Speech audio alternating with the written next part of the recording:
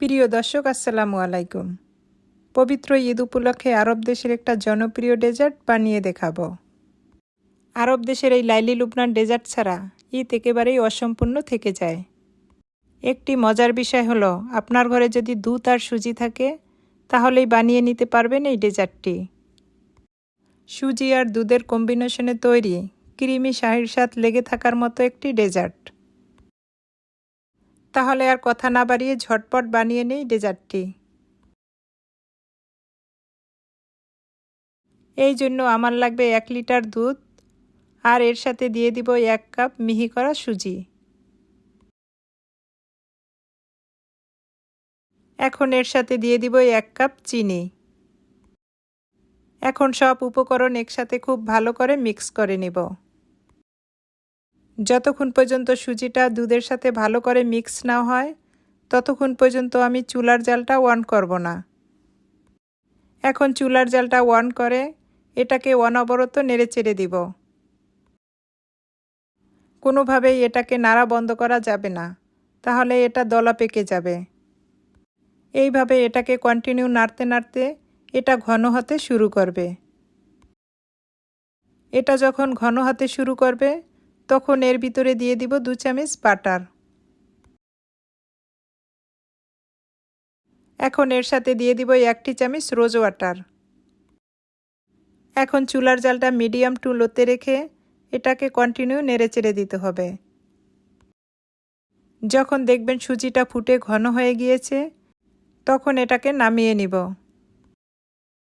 যেই ট্রেতে আমি ডেজার্টটা সেট করব সেই ট্রেতেই সাথে সাথে ঢেলে নিতে হবে। একটা স্প্যাচুলার সাহায্যে উপরটাকে এভাবে সেট করে দিব। এখন এটাকে এক সাইডে রেখে দিব ঠান্ডা হওয়া পর্যন্ত। ডেজার্টটার উপরে ডেকোরেশন করার জন্য একটা জেলি তৈরি করে নেব। এই জন্য এখানে আমি 1 কাপ গরম পানি নিয়েছি আর 2 চামচ লারোজ জেলিটা নিয়েছি। এখন এটাকে খুব ভালো করে মিক্স করে নিব। এখন এটাকে এক সাইডে রেখে দিব জেলিটা সেট হওয়া পর্যন্ত। এখন আমি একটা ক্রিম তৈরি করে নেব। এই জন্য আমার লাগবে 200 গ্রাম ডাবল ক্রিম। একটা ইলেকট্রিক বিটারের সাহায্যে এটাকে বিট করে নিব।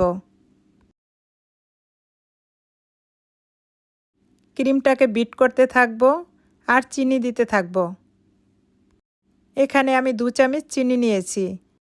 একসাথে সব চিনি দিব না, চিনিটাকে দুবারে দিব আর বিট করতে থাকবো।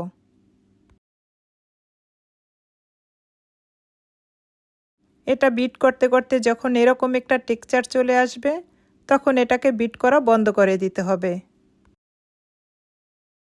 এই দিকে আমার জেলিটাও সেট হয়ে গিয়েছে। এখন এটাকে ছোট ছোট পিস করে কেটে নিব। আমি জেলিটা এমন করে তৈরি করেছি এটা যেন খুব বেশি হার্ড না হয়। দেখেই বুঝতে পারছেন জেলিটা আমি কীরকম তৈরি করেছি। আমি যেই ক্রিমটাকে তৈরি করেছি সেই ক্রিমটাকে এখন একটা পাইপিং ব্যাগে ঢুকিয়ে নিব। আমি পাইপিং ব্যাগে একটা স্টারশিপের নজল দিয়েছি, যেন ক্রিমটা দিয়ে ডেকোরেশন করলে দেখতে সুন্দর লাগে। যে কোনো ডেজার্ট দেখতে যতটা সুন্দর লাগবে সেটা খাওয়ার আকর্ষণও ততটাই বেশি থাকবে।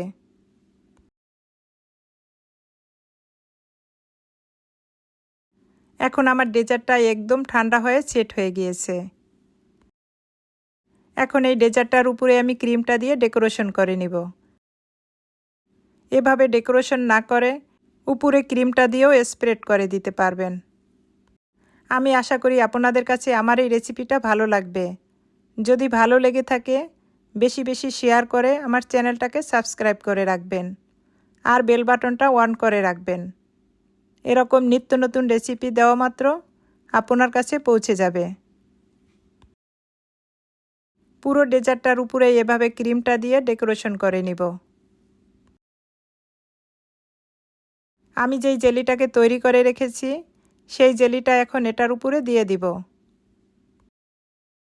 জেলিটা দেওয়ার কারণে ডেজার্টটা দেখতে আরও বেশি আকর্ষণীয় লাগছে। ঈদের সময় যদি এরকম আকর্ষণীয় ডেজার্ট টেবিলে থাকে তাহলে সবার চোখ তো এই ডেজার্টের উপরেই থাকবে।